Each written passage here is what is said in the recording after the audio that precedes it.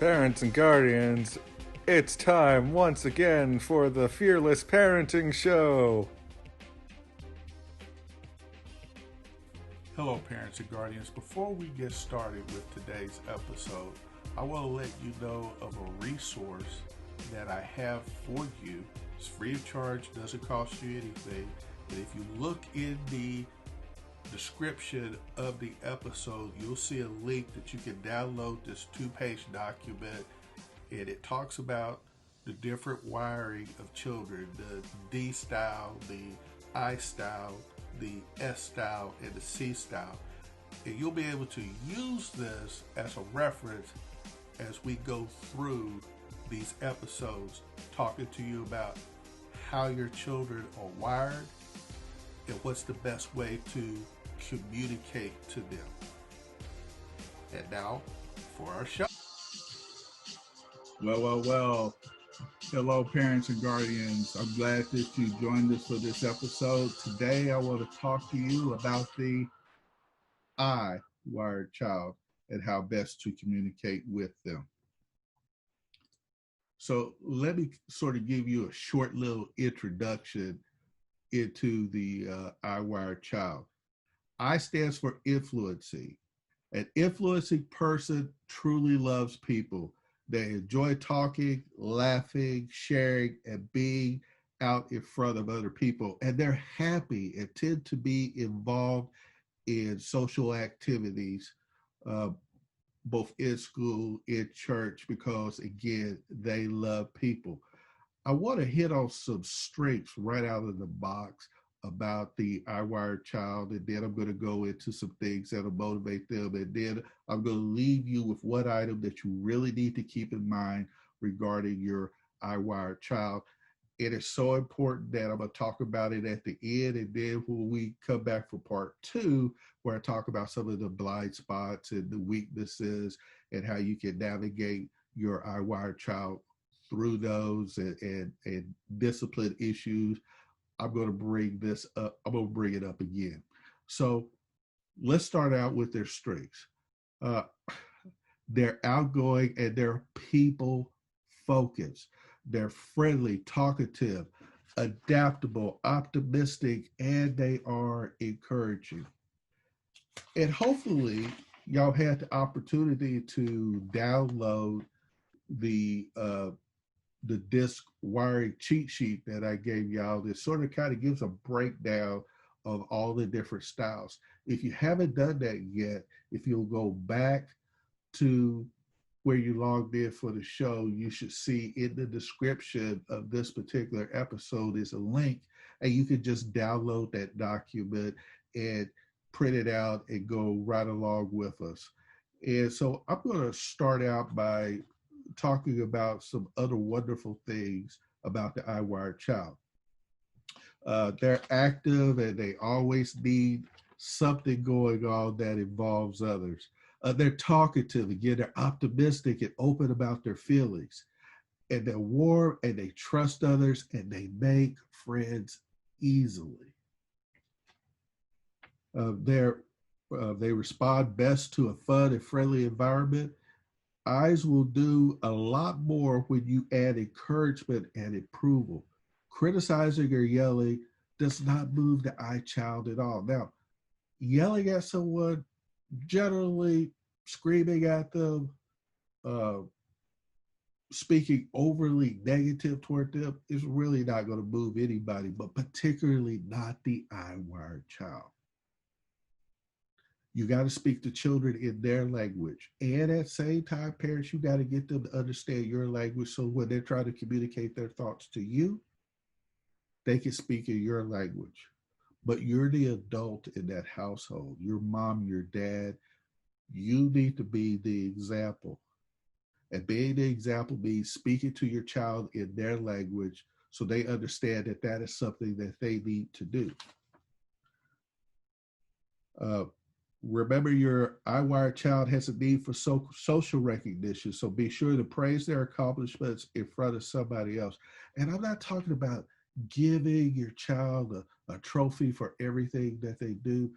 When they take a step above when they go beyond the basics and getting things done, when they've been making C's and then all of a sudden that C is turned into a B, or hey, praise them for that, because the good things you praise them for, any child, you're going to get more of. But for the I child, they desire that recognition. They desire that praise. So make sure that they get it. I children have a greater need for physical affection than other wired styles. So be sure to do a lot of hugging, holding, and kissing your child. I'm gonna tell you right now, I'm a D. I'm task oriented. I get involved in my task, and then I lose time to everything that's going on around me. But really, I have to take a break. And have I always done it? No, I'm not perfect. But when my 20-year-old comes to visit her dad and she wants a hug, really, it's not going to take me that long to give a hug. And it's not going to have me be so disruptive to my schedule that I can't do it. Now, in my mind, I'm thinking, oh, I got to stop my task. I'm right in the middle. Can you wait until I finish my task? Like, balance things out, priorities. And I have to remember this too, because I'm speaking to me as I'm speaking to y'all. God is number one on my list, and my wife, and my children. All right. Then work, then my ministry. So I have to put things in priority and prioritize things. Now, that's a way that works for me. It might not be the way, but it is definitely not a bad way to have God first, your spouse, then your children, your work, then your ministry. Let's continue on. Let's talk about some of the things that motivate the iWire child. Again, they're motivated by recognition, popularity, and approval. One of the things I did for my daughter is she was only going to have one prom. One prom, that's all that she was going to have. And she had a group of friends, and we had been blessed that year. So, and I knew a friend and got a deal on a limo. So we had all of her friends come over, all the seniors, and they got to ride in a limo. I tell you what, the look on my daughter's face when that limo drove up for her friends, and that enhanced her popularity among her friends and everything, and it melted my heart. But what I was doing is speaking her language. Now, it was something we could do, so we did it. But you don't have to be that extravagant.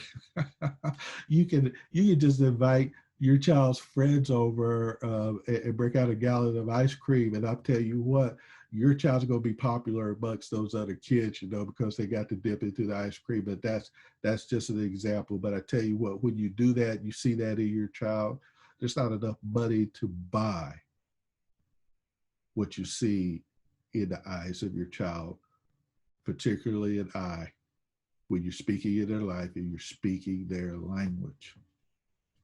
Other ways to motivate them is give them an opportunity to express their thoughts. Again, you're gonna hear me. I'm not trying to bad by myself. I'm just telling you how I am.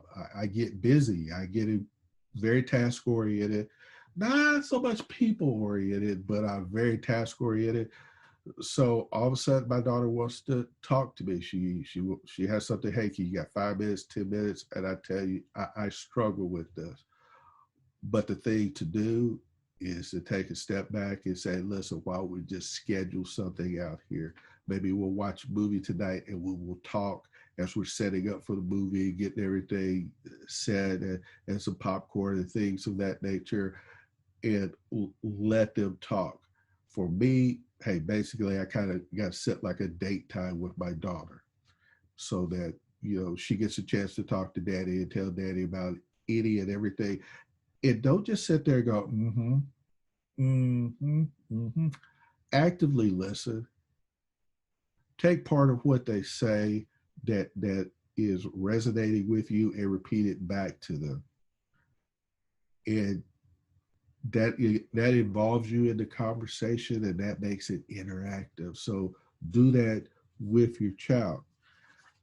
Here's what I want to leave you with to be very mindful of. Eyes have difficulty being alone. They do not like to be by themselves at all. Matter of fact, it's killer to an eye to be isolated away from everybody else.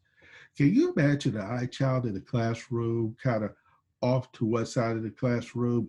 That will not work out. You will not get a very productive child. For a C, that's great, man. Away from people so that you can actually get things done, that's great for them, but not so much for an eye. They need to be with others and be the center of attention. Eyes have a particular need for approval and popularity. Here's what I really want you to focus on, parents. Therefore, they're more likely to be drawn into following the crowd and giving in to peer pressure. When I used to be a school resource officer, I remember telling a story to kids because sometimes they would get in behind the wrong crowd. And I say, you get in a car with somebody you know that has been a bad actor, but they seem nice enough now. So you get in the car with them and they go down to the store and somebody gets out and somebody robs the store. They get back in the car, they drive down the street and they get stopped. Who all's in trouble? Everybody. Because in the state of Texas, there are no accomplices. I mean, there are no accomplices. Everybody in that car is on the hook for the same crime. So you want to make sure that your child is following the right crowd. Now, I know that's an extreme example, but kids sometimes fall in with a bad crowd, bad apples.